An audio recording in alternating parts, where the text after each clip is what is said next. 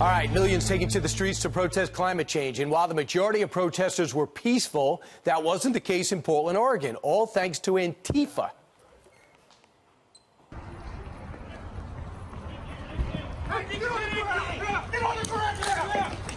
Child, go back. Shut the go back. CHS, you stop, old piece of We're in the middle of a public park, you pigs.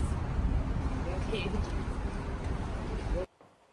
I cannot believe they have to take that. How proud their parents must be. Here with more is journalist Andy No, who shot the video. You'll remember he was targeted by Antifa over the summer. Andy, it's clear that a lot of people there were peaceful protests. They got to miss school too. So how many were Antifa?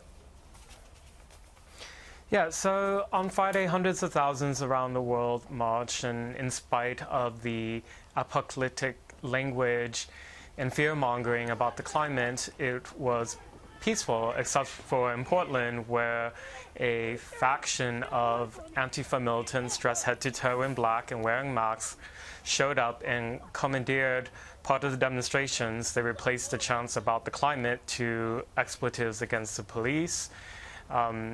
There were several arrests throughout the day. One of the violent suspects who was arrested, who has a big Antifa tattoo on his neck, was found to be carrying a cache of weapons, including a dagger, a switchblade, a hammer, and brass knuckles. As if that wasn't bad enough, once the climate strike was over, these group of masked militants descended on the local ICE facility, the same facility that was under a 5-week siege last year, and began to throw projectiles like rocks at the federal officers who were protecting the facility.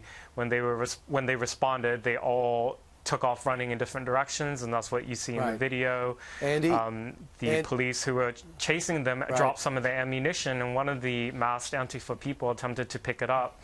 You could see the abuse that the police endured that day.